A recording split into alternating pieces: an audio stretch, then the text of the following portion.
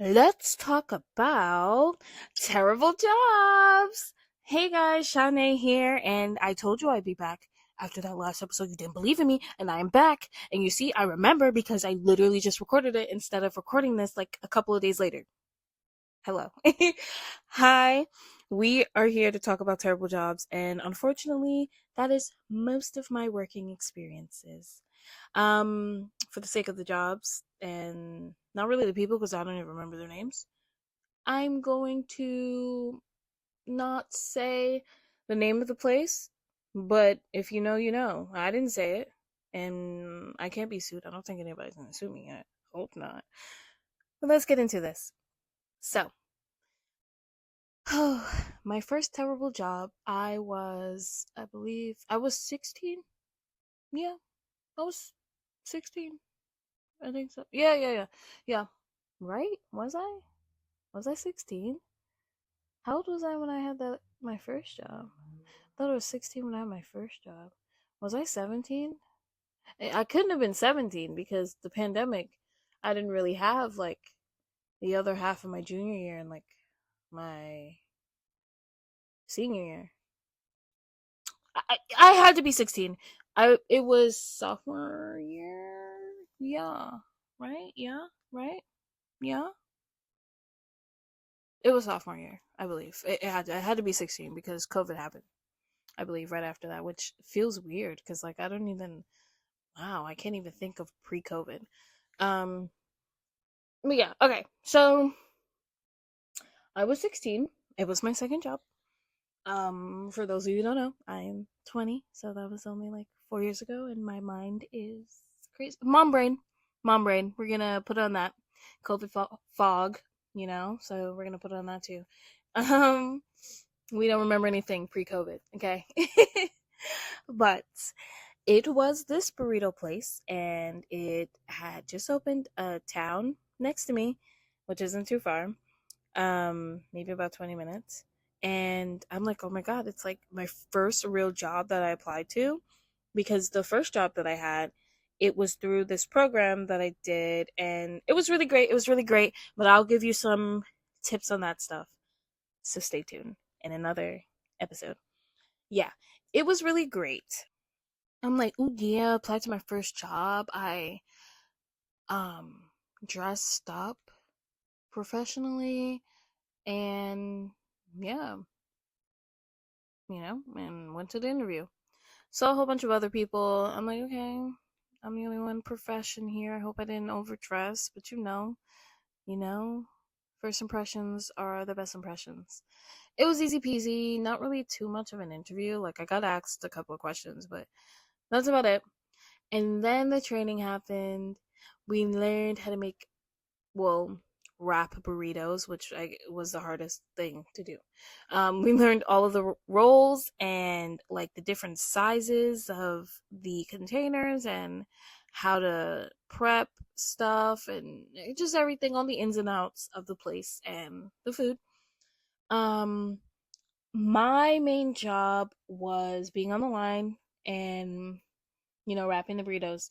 So when you're on the line, there's the beginning, obviously, where um, the person tells you what they want: burrito, bowl, chicken tenders, quesadilla, whatever. And you're basically in control of that, whether you're giving it to the person on the stove or you're giving it to the person next in line. And I believe there's only three people on the line. Yeah. It would get really busy because it was new and people wanted to know what this place was, and it's pretty good. I don't really do a lot of bread. So, it's funny because when we first learned how to fold the burritos, I'm like, "Can I just get a bowl?" And they're like, "Nope." I'm like, "Oop, okay, let me stop talking." Cuz I didn't we did our own burritos, but I just ate it with a fork cuz I didn't want the bread. But yeah, so I mainly was at the end of the line by the cashier, so that's where you get your corn, your guac, your your salsa, and cheese. So that's where I was at, and I folded, did the burritos. Um, so I made a mistake. Well, I well, what really happened? Okay. So, before we get I'm skipping to the end. Basically, there was an order and it had multiple items and we were just changing shifts with the other people that were coming in, and it was pretty slow. It was a Uber order, and so we're doing it. I did my part, and it was time for me to clock out. And someone else who came in, they were like, "Okay, I'll finish this for you." They knew what was going on, and then I went to the back, got my stuff. Um, I think I went to the bathroom, then came back out, and my boss was like, "Who was supposed to do this order?" And I'm like, "Oh yeah, they were supposed to finish." And she was like, "Someone forgot to put the thingy. I think it was a quesadilla. Someone forgot to put the quesadilla in there." Because then they were like, one of the people were like, "Oh, whose quesadilla is this for?" That's not my job. It's supposed to be on the stove. I don't cook back there, and I didn't have the ticket. I just knew what I was making, and that's it. They were supposed to put that in the bag, and you give it to the person at the end by the register. So that wasn't me. And I told the person on the end that to make sure you count everything, but that's not my job to tell them to do that. They're supposed to do that. She got mad at me. And then I rolled a burrito and it didn't I guess it kind of broke and I was supposed to double wrap it, but I was just gonna, close it up and they told me, yeah, you could just leave early. And then I got a text saying that I was fired, basically. Um in retrospect, one of those weren't my um my fault. The other one, yeah, I can see. But I really did roll it and it just happened to it was a lot of stuff in it. But there was racial intent behind it and it was also because, they hired a whole bunch of teenagers and they really wanted people who were going to be consistent instead of just summer workers. So they were just firing everybody at that point, you know. But I was the first one to go. Crazy. Then my second job, I've only had 4 jobs in my life. My second job, I worked at a camp, and this is where, like, I just knew this is what I wanted to do for the rest of my life, which is work with kids. I worked with the 2 to 4 year olds. Well, it was technically 3 to 4, but we had a 2 year old. These kids were obviously from rich families. They were like either so smart or just they were just so good and so cute. And I made it my mission to bond with everyone of all ages because it went all the way up to 13. So yeah, I made it my thing to you know bond with them. And I had this one coworker. I forgot her name. Not important to me anymore. She was so weird. Like, first of all, we weren't even supposed to have more than 40 kids. Like, one time we had like 42 kids. We weren't supposed to have 40 kids. And they can't even fit 40 kids. And the older kids from 7, I think it was 7 to 12. We did have one 13-year old, but I think it's supposed to be up to 12. 7 to 12, they always had like 20 plus kids or 30 kids. And this one day, every group had a lot of kids. And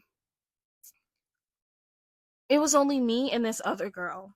And they kind of, I don't know, they were bamboozling people. And I hope they didn't make her pay because this one 13-year-old, she was there with her sister, and her sister's like 12. First of all, they are gorgeous and they are tall. Oh my God. They're gorgeous though. They um made the 13-year-old work with us. So I wasn't really gonna like and then they said it was like, oh, it's for high school. What is it? What do you have to do? Where you get the hours? You know. So long ago. I'm old. Um, but yeah. So I wasn't really gonna. She was there to really just be a part of the camp. I wasn't gonna make her do stuff. So I'm asking this girl. I remember her name now. I'm asking her, and I'm like, hey, can you help? Can you stand in the street so that we can cross the street with all the kids? She's like, why can't you do it? I'm like, I'm in the front of the line. Like, what? I'm looking at her dumb. In my head, I'm like, I'm in front of the line. I'm holding everybody's lunch boxes. I have two hands on my hand. What do you mean? And why would I do that to endanger the children? You're all the way in the back and you're not doing anything. I'm like, I don't even remember what I said. I think I just asked the other, or the other girl saw my face, the 13-year-old, and she said, I'll do it. I'm like, okay. Then I would ask for so much help for this girl. She wouldn't help. So I went to the boss and I'm like, hey, she's not helping. And it's like really hard if I have 40 plus kids and I'm the only one doing something. And he's like trying to downplay me. Literally, I don't remember all that he said, but he was basically like, oh, if you scratch her back, she'll scratch yours. Like, what? That doesn't even apply to anything, bro. Like, what? And then he was trying to downplay it, like saying, like, if this is too much for you. Like, what? That's not what I'm saying. What are you talking about? I'm saying I'm not getting help from someone who's supposed to be a coach with me. Like, what? Then, I got replaced as head coach off the paper because, their main girl came. She's sweet. I like her. And, that made me really sad because I felt like they really thought I couldn't handle it, but I could. And, um, it was just crazy in there. Most of them didn't like me. I only really talked to the 13-year-old or to this other girl. I think she was 12. And I had other friends, and then they started like divvying up people. Like, I don't know, he's a little homophobic, but he definitely removed the two girlfriends from each other. He was just mean to them. And it was weird. It was just weird in there. Weird energy. But come to find out, that girl who didn't help me, he knows the family. He knows the family. Of course, he wasn't gonna be on my side. Of course, he done. He didn't care. He knew. He knew what she was like, and she did something crazy. Like, she did something. I think she came into my face and said something in front of him, and he looked at us and then turned away. And then she did this little dumb dance in front of him, and he saw it and to like tease me, and like nothing. He didn't do anything. I called his dad. Then it was a lot. She started yelling at me, going crazy, and it was crazy because I stayed cool, calm, and collected. And I think I'm the funniest person I know because you're not gonna win, not because I'm trying to win a battle with you, but because you're going to overdo it, and I'm gonna look at you like you're dumb and speak to you in a regular tone. Like, literally, she was yelling at me. I'm like, Lucille, could you kindly please stop yelling at me right now? Well, I'm trying to talk to this person. Ooh, I saw her name. I'm kindly trying to talk to this person. So, can you move? But yeah. Oh, well, now you know her name. I don't know that many people with that name, but I don't know. But yeah. Yeah, so most people didn't like me because apparently they were all connected. They all hung out. They were all friends, of course. Even one person like tried to like fat shame me. There was this one kid. His name is Daniel. He had a new scooter, and I'm like, Daniel, can I ride your scooter? He's like, sure. He was in my class, but then obviously he turned 5, so he went to the next class over, and they saw me riding the scooter, and this one girl, like she's like 30 something or like late 20s or something like that, or early 30s, and she's like, oh, you're too big for that and stuff like that. And like, bro, why? I'm like 18. Why are you so, like, what's going on? But as my mom liked to say, is that people don't like it when you're happy doing your job. I love those kids. I love all of those kids. They, even from the 5 to 6 year olds or 5 to 7 year olds, they treated them so badly. That girl, the one that tried to fat shame me, she yelled at them. She was just so mean. And then this one kid, she literally like called him the devil spawn, and another coach did too. And it was terrible because he was the sweetest kid. Like, yeah, he had some rough patches, but he wasn't bad. It's They feed off of your energy, and you doing that is gonna like damage them in the future. Like, don't do that. And it hurt my heart, and it's making me want to cry now because I love those kids so much. And I stayed till the end. Like, I stayed till the day before college started because I wanted to stay with them. We did these things, and I'd be like, my palms are heavy, and then they'd be like, Mom, spaghetti, and I'm like, oh, or I would be like, ooh, oh, from Hannah Montana, and then they would say it back too, and it was the cutest thing. And I got them, what did I get them? I don't even remember what I got them, but I bought a box of, I don't know if it was bracelets. Oh my god, what was in back then? Fidget spinners, right? I don't know if it was fidget spinners, but I got them some type of um thing, and I bought it for them. And my last day, I just said bye to all of them, and I gave them all hugs, and it was just the saddest day of my life. And I stayed there, even though those people were being mean to me and they didn't care and didn't help. I stayed there, and I love them so much. That's why I know I want to work with kids. So my next one was working with kids again, actually up the street from that camp. And, I was in dire need of a job sophomore year. So I applied and I called back that place and I got an interview, and it was great. I was a teacher. I I sang, I made activities. Sometimes I did front desk stuff, but I like being a teacher. And because one of the people that worked there weren't there that week, I got to like be there every day for 2 weeks. It was tiring singing every day for 2 weeks, but it was just so fun meeting all the babies. And it's only from 0 to 4, I believe.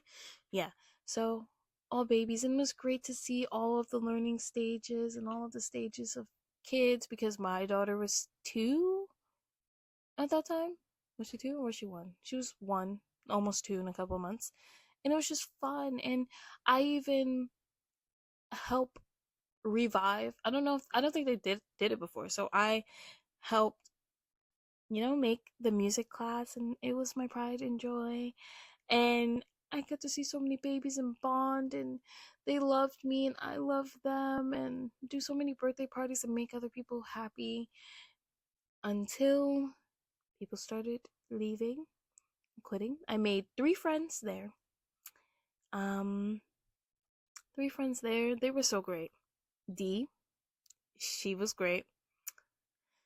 My other Australian friend, she was great. And my other friend, who's younger than me, she was also great and so tall. Oh my gosh, she's so tall, but she's so pretty.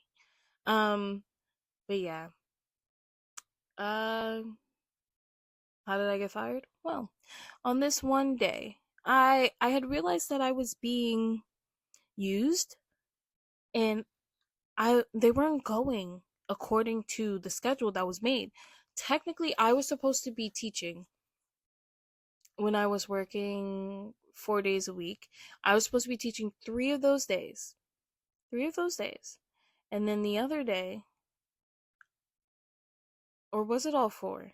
Like 2 of those days I would be teaching regular classes, but then the other 2 I would be teaching music. But this one day, one of the people who had left, she wasn't there, obviously. So my boss asked me to if I could work her days. And I'm like, yeah, of course. So I'm thinking, right? Like, I'm working her days, so I'm doing front desk stuff. I come in, we have open gym, and my coworker's like, oh, should we just do open gym for the next classes? There's not that many kids. I'm like, okay. I'm like, I'm not gonna make these decisions, like you're supposed to be teaching. I'm like, okay. And I just had a feeling. I told one of the nannies that I was, I'm like, can I get your number? Because I feel like, I don't know. I don't know. I might not be here. I just knew it. I felt it coming. Intuition. Call it intuition, I guess. And yeah, the next class started and my coworker went into the music/art room, And I'm like, "Oop," and they're waiting. All the people are showing up. I'm giving name tags, And then I go to the back. I'm like, hey, they're waiting for class to start. And she's like, I thought you were teaching. I'm like, no, no, no, I'm not teaching today. She's like, well, the boss said that you were supposed to be teaching today. I'm like, she didn't tell me that. I'm supposed to be doing front desk. She's like, oh, are you gonna call her? I'm like, So then I call my mom. I'm like, I don't know what to do. I don't know what to do. And then my coworker comes in and she's like, are you on the phone with her? I'm like, no, I don't mind, stop doing that. But I mean, she was gonna call her anyway. So she called her, and then my boss called me, and she's like, hey, are you feeling okay? I'm like, yeah.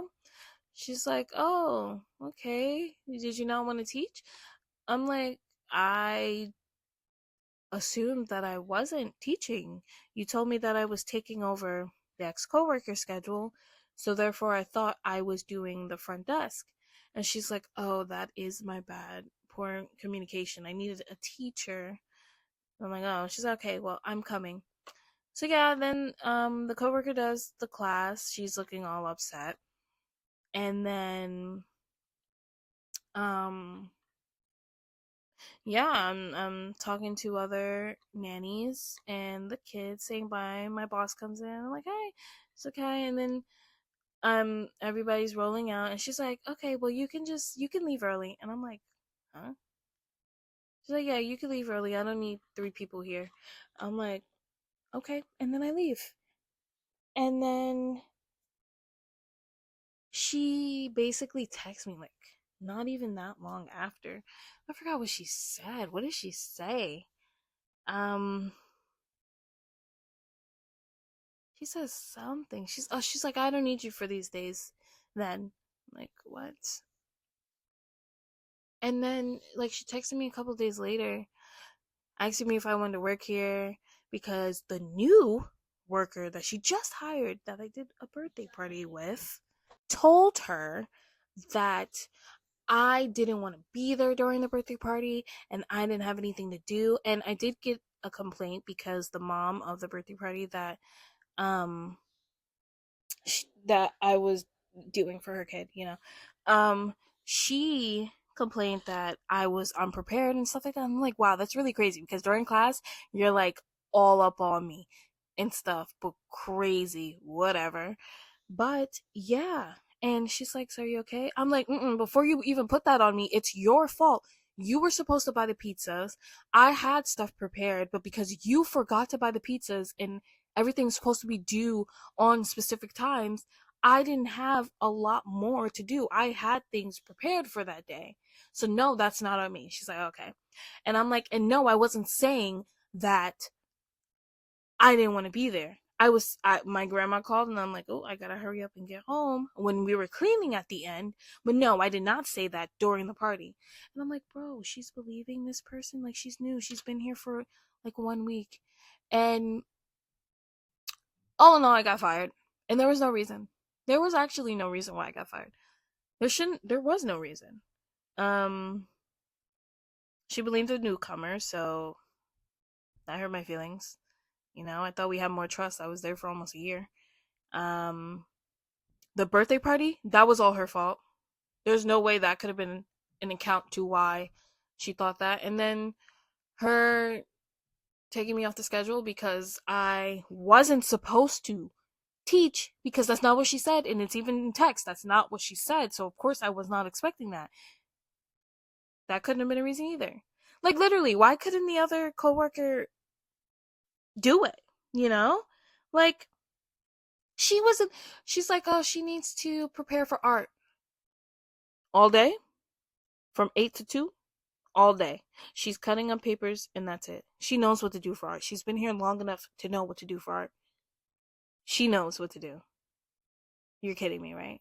You just wanted to use me because I'm younger and because I actually like it here and I like doing the job and yeah. And then when I'm standing up for myself and telling you what you said to me, that's it. Fired me. Yeah.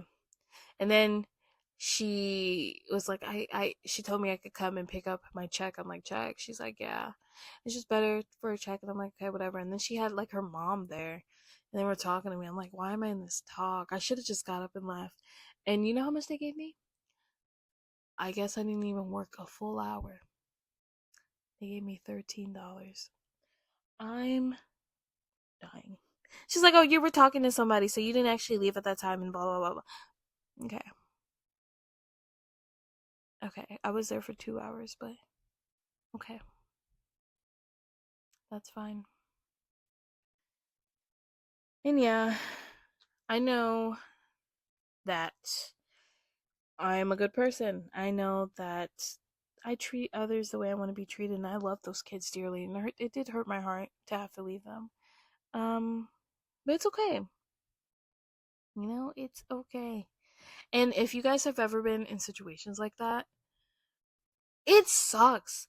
Like, I'm so traumatized that I don't even want to work right now. Like, I'm kind of afraid to.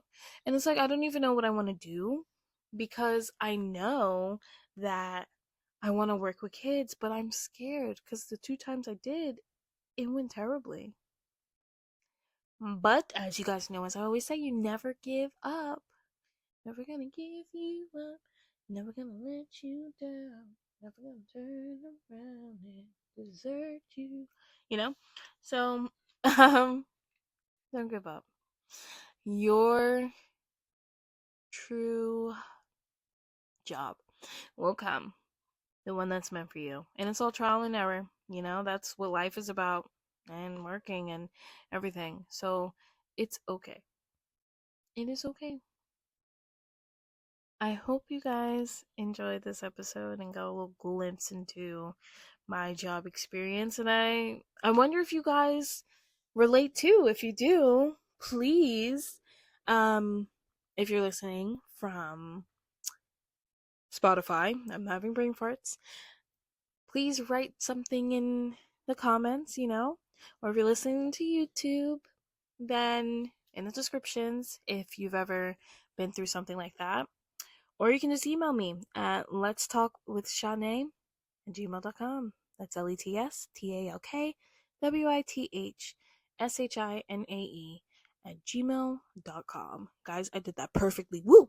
Let's go! I think I did it perfectly last time too, but thank you so much for listening today, and I will see you hopefully next week.